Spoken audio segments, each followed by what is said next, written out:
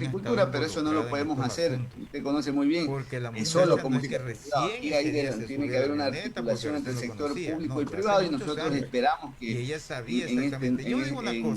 Dios mediante el nuevo gobierno haga una conciencia en realidad que el cambio que debe dar este país es hacia el tema agrícola y agroindustrial, y nosotros creo que en ese sentido nos estamos preparando para eso. Y lo veo bien vestido, con cadenas, bien perfumado. Gracias, Stalin.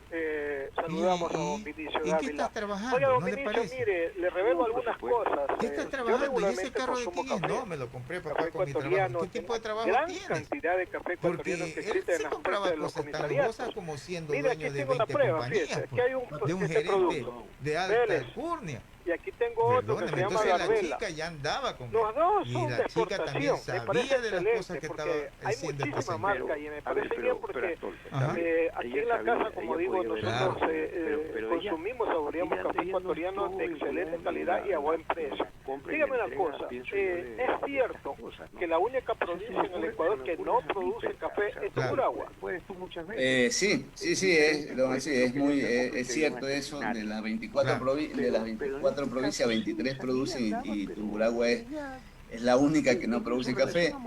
Pero le cuento que había muchas provincias que ya habían dejado de producir café hace mucho tiempo. Con este evento de Taza Dorada están nuevamente volviendo a producir café, y hay provincias que creo que tenían 20, 25 años que no producían ni una pepa de café, y que están empezando a producir café para participar en este evento y darse cuenta de que son provincias potencialmente increíbles para el desarrollo de café en calidad, y que están creciendo vertiginosamente. Yo le pongo un ejemplo, por ejemplo, Imbabura. Imbabura tenía muchos años, yo creo que yo conozco unos 20 años atrás, que no producía café. Ahora está produciendo uno de los mejores cafés del Ecuador en un plazo de 5 o 6 años, y yo creo que si ellos llevan ese manejo cultural que están teniendo con mejores variedades de café y por esa diferenciación que tienen de microclima, de suelos, van a tener uno de los mejores cafés del país.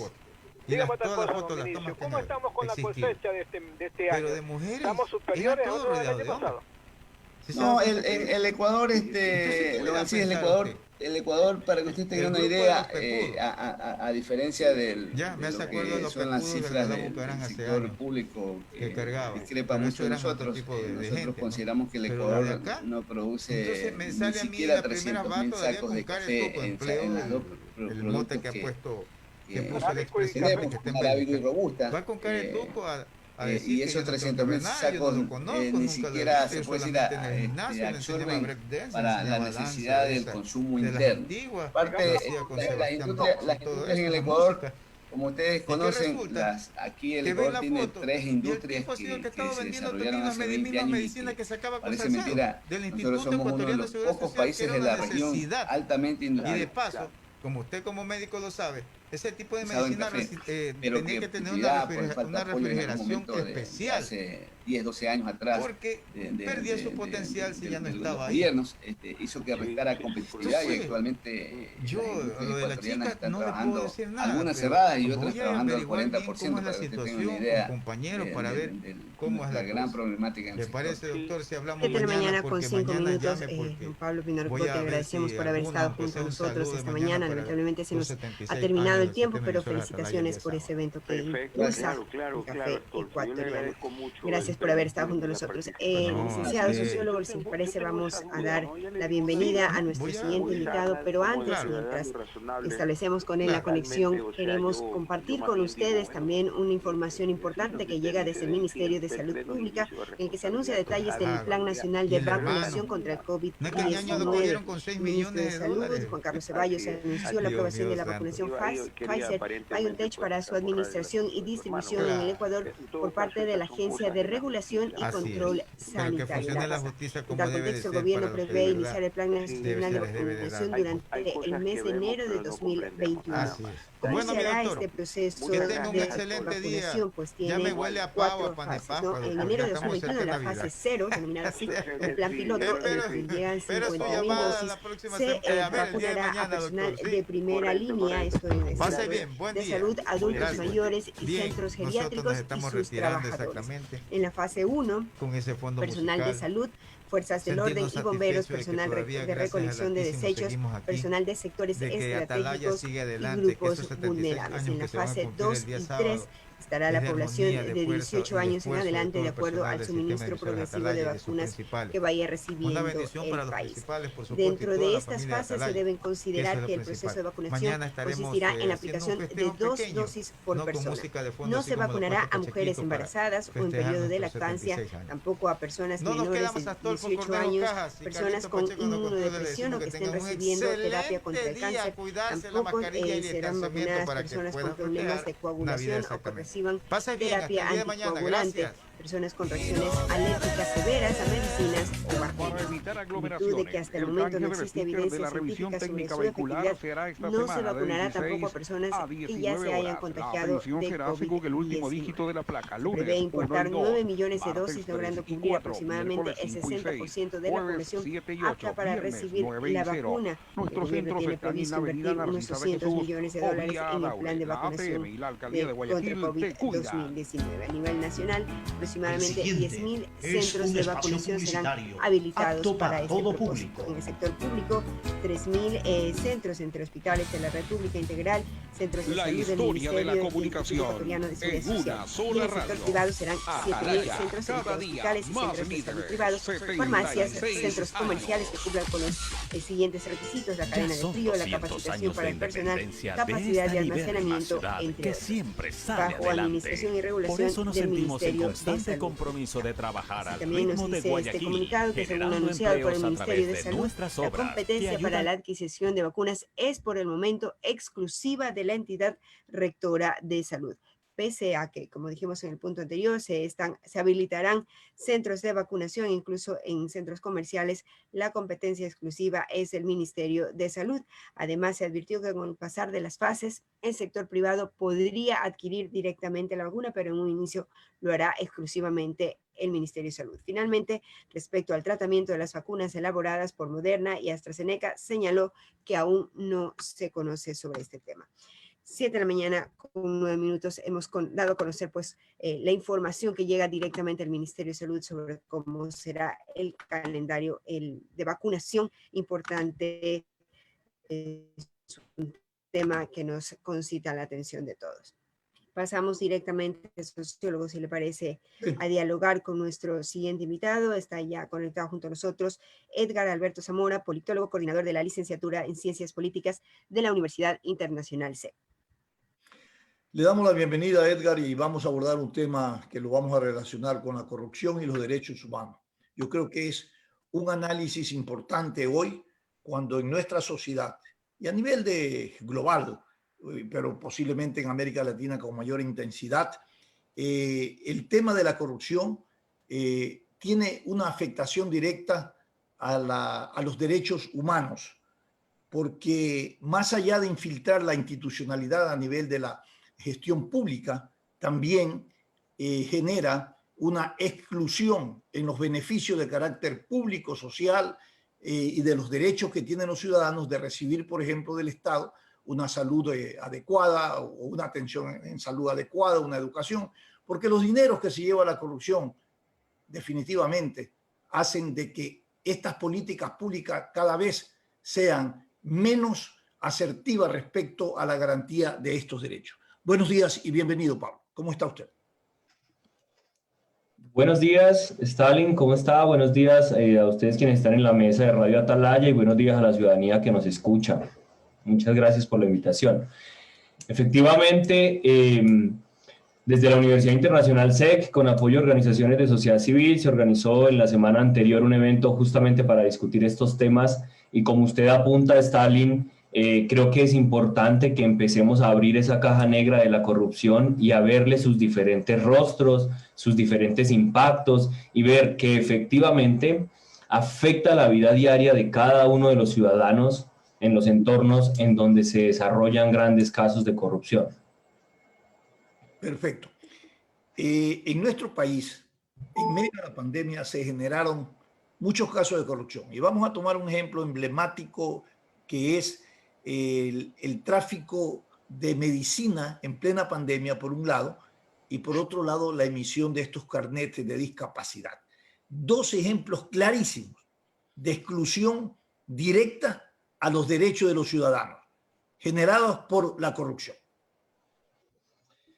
Efectivamente, digamos, lamentablemente durante la pandemia nosotros conocimos casos, si cabe el término, exagerados de procesos de corrupción. Cualquier proceso de corrupción es exagerado desde el punto de vista moral, porque corre la frontera moral de los ciudadanos.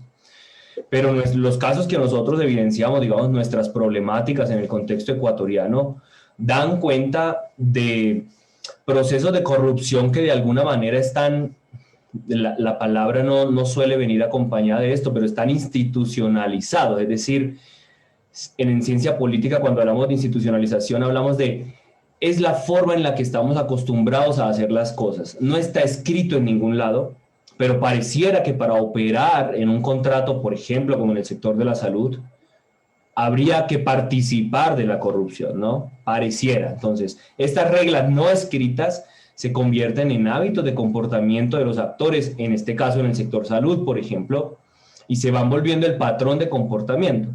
Eso, de alguna manera, también es necesario tener en cuenta. ¿Por qué? Porque se necesita establecer reglas que permitan justamente golpear estas estructuras o estos patrones de comportamiento que muchas veces están en lo ilegal, sí, pero otras veces están en una zona gris entre lo legal y lo ilegal, con un piecito a cada lado. Eso hace difícil detectar algunos casos de corrupción, ¿no? La corrupción crea situaciones de desigualdad ante la ley. ¿Qué rol debe jugar la justicia?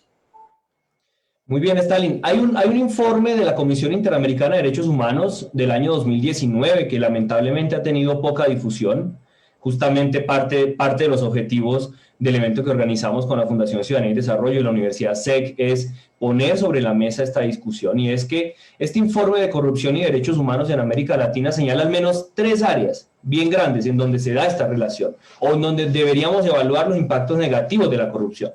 El primero, como usted señala, la administración de justicia, que en sentido estricto, tener un sistema de administración de justicia eficiente y, más allá de las diferencias que podamos tener sobre el concepto, justo, que los ciudadanos sintamos que es justo, es un derecho importante. Segundo, temas de libertad de expresión, muy vinculados siempre a poder destapar estos escándalos de corrupción, ¿no? El poder le teme a la transparencia y a la luz pública cuando está sin caer en la mediatización. En procesos de corrupción, correcto. Porque esto es uno de los problemas que pasa en nuestro país.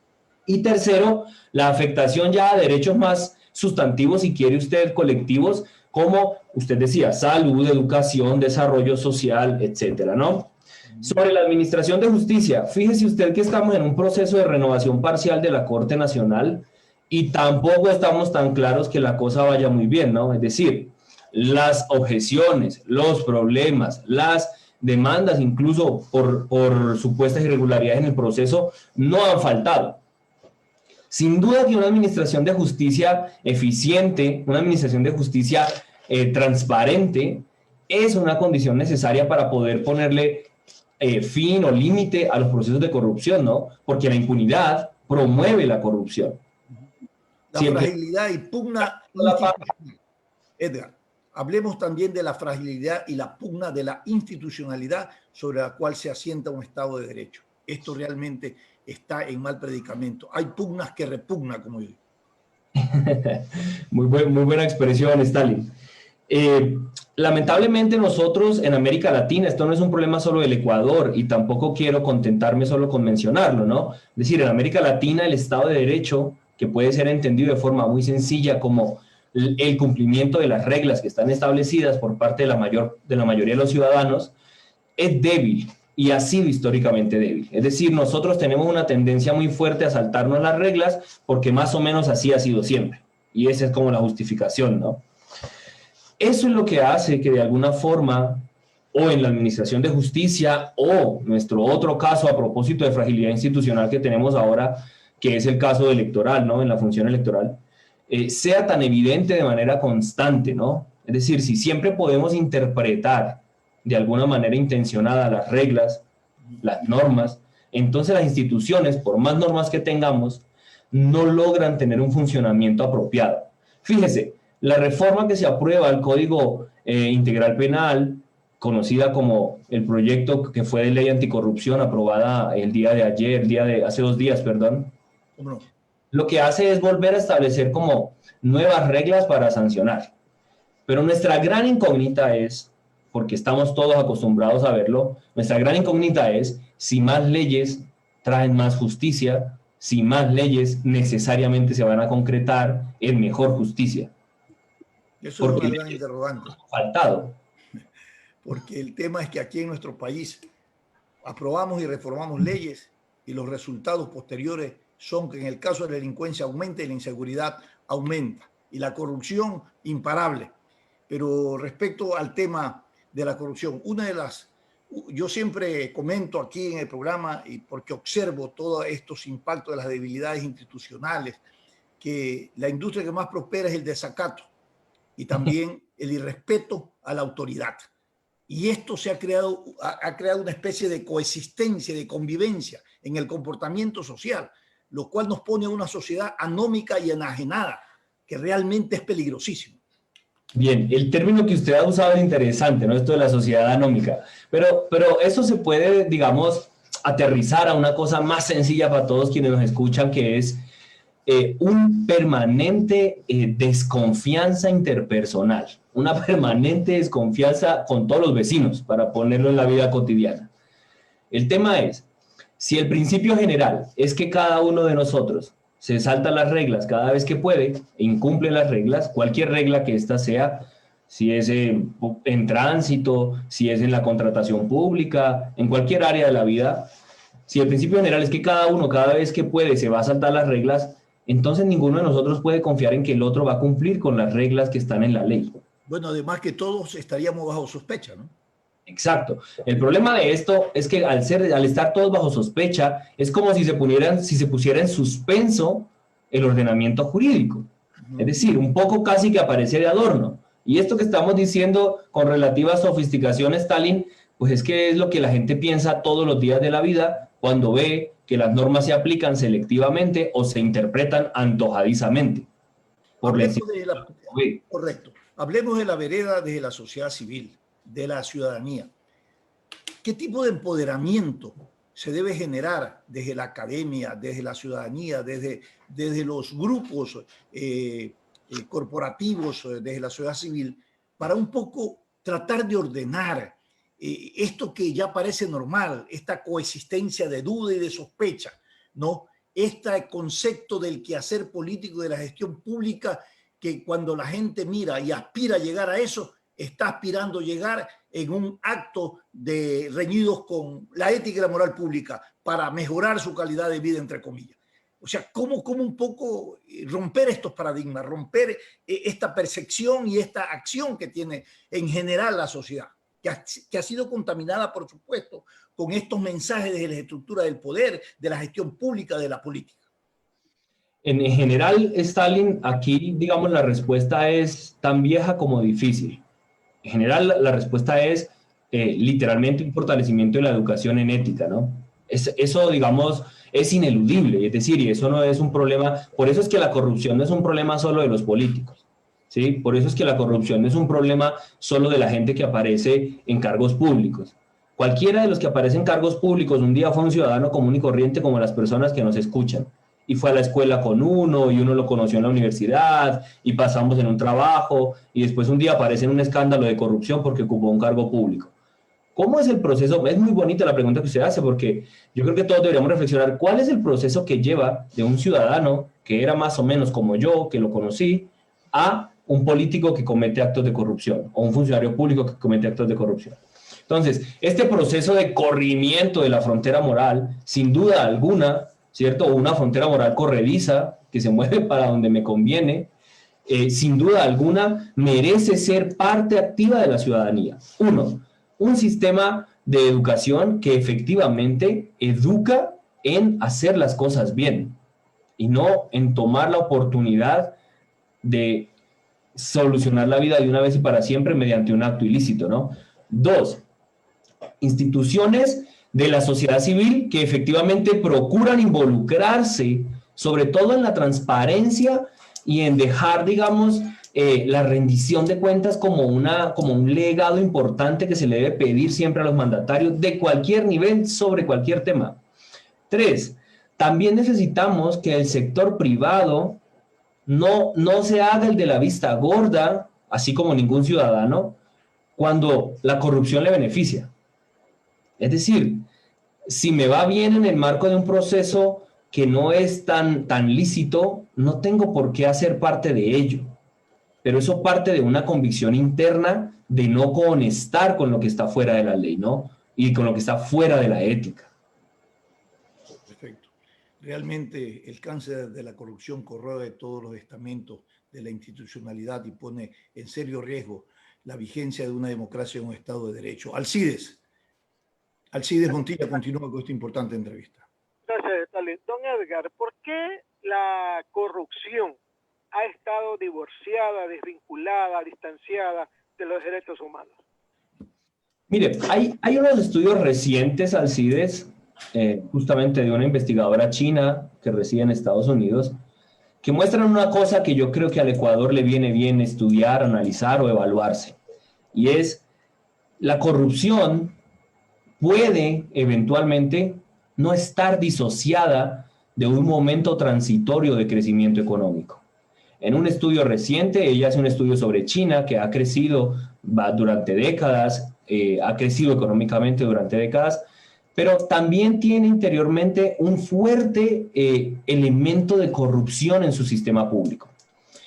El problema es que a pesar de que en algunos casos los grandes negocios, y valga decir, los grandes negociados, puedan ayudar a promover el crecimiento económico y en esa medida haya algún efecto derrame para la gente, en un segundo momento eso se revierte en mayor desigualdad, mayor inestabilidad de las reglas del juego económico, y la mayor desigualdad sobre todo significa menor garantía y goce de los derechos humanos. ¿Por qué? Porque la plata se va a los grupos de amigos y entonces garantizar derechos o financiar inversión pública que garantiza derechos como educación, salud, se vuelve casi que un asunto de privilegios o se vuelve un asunto de quien pueda pagar. En ese sentido, es tan profundo y cotidiano el impacto que tiene la corrupción sobre la vida de las personas en cualquier país. Edgar, mire, la corrupción en las encuestas no está en el primero, en el segundo o tercer lugar de preocupación ciudadana. Nunca lo ha estado. Y la gente no tiene una explicación, aunque todo el mundo dice, mira, el vecino empezó a trabajar en aduanas y a las 2 semanas compró carro. El de allá es asambleísta y mira cómo está. Ya antes venía en un carro de $30,000, ahora anda en un carro de 100,000. O sea, la gente sí sabe quién es el corrupto, pero nada más, pues. Entonces, ¿cómo empoderar? ¿Cómo apropiar a la gente para que reaccione, sea más proactiva y denunciar al corrupto y de la corrupción, don Edgar? Hay un asunto importante, Alcides, lo que usted dice es demasiado importante. En todas las encuestas, no solo las que se hacen en Ecuador, también las que se hacen en América Latina, esto aparece así, es decir, aunque es un problema importante, la gente sí lo entiende como importante, la gente no cree que es el problema más importante, ¿sí? Ni que es el primero que hay que atacar. ¿Por qué?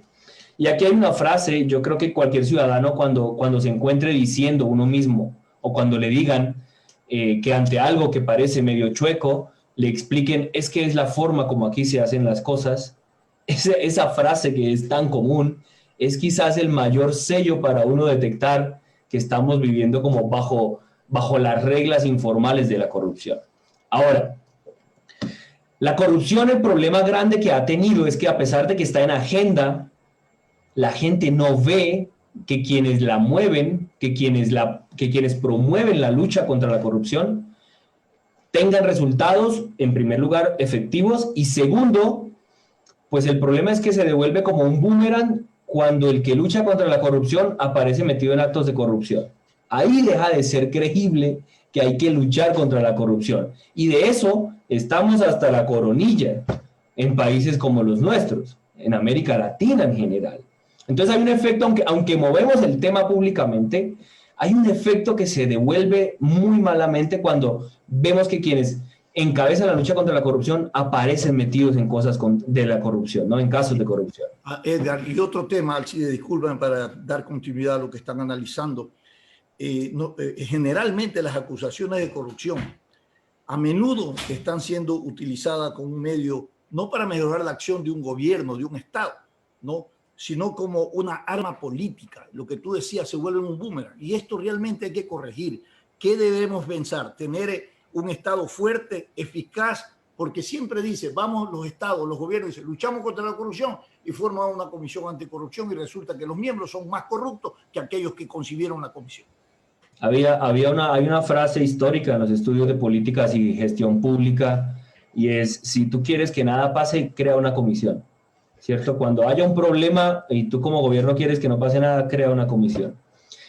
El asunto es que en América Latina, digamos, los gobiernos, como usted dice, cuando han luchado contra la corrupción, después se han visto envueltos en los mismos problemas. Entonces la gente, aunque lo ve como un problema importante, considera que todos lo hacen. Y si todos lo hacen, entonces pasemos a otros asuntos. Eso no se vuelve el diferenciador a la hora de votar. Hay un candidato, y más allá de hablar, yo menciono porque César Montúfar fue incluso mi profesor, una persona a quien estimo, más allá de sus posturas políticas, pero hay un único candidato que se pasa hablando de la lucha anticorrupción todos los días. Y entre comillas nadie le para bola. Bueno, porque no es rentable electoralmente hablar de corrupción. Reflejo, exacto, es el reflejo. La estadística de hace un año, 2 años, si no me falla la memoria, del Observatorio de Opinión Pública de la América Latina, de la Universidad de Vanderbilt, póngale cuidado, decía, ¿usted ha sido víctima de corrupción? Y las personas en Ecuador respondían, más o menos 25% respondía sí. En algún lado me pidieron o coima para el agente de tránsito, el policía, la escuela, el IES, cualquier institución pública. Sí fui víctima de corrupción. Siguiente pregunta.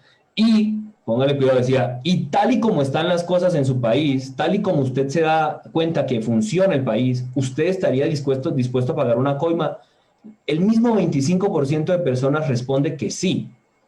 ¿Por qué? Porque todos solemos pensar, cuando la corrupción se hace tan naturalizada, solemos pensar que es como aquí funcionan las cosas.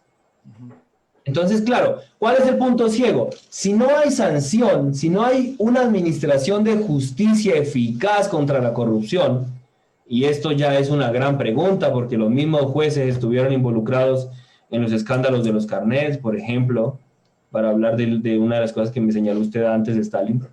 Si no hay una administración de justicia creíble, entonces no estamos pudiendo poner el punto final de empezar a quitar la corrupción como norma. 7:29 de la mañana, muchísimas gracias a Edgar Alberto Zamora por haber estado con nosotros, coordinador de la Facultad de Ciencias, de la Licenciatura de Ciencias Políticas de la Universidad SEG. Importante los argumentos, el análisis que se ha dado esta mañana. Muchas gracias, Alberto, por tus visiones, tus conceptos, y que nos deja realmente un interés de reflexión sobre el tema de la corrupción, la gestión pública, porque lamentablemente la corrupción, más allá de determinar la naturaleza de la corrupción y sus causas, hoy es evidente que en todos los estamentos públicos, privados y políticos está impregnada, de tal manera que hay que luchar contra eso. Gracias, Stalin, buen día. Felicidades. Gracias. 7:30 estamos cerrando también esta emisión de su programa Sin Amarres. Gracias por habernos acompañado. Los dejamos en sintonía de Radio Atalaya y ya viene Fernando Aguay en vivo.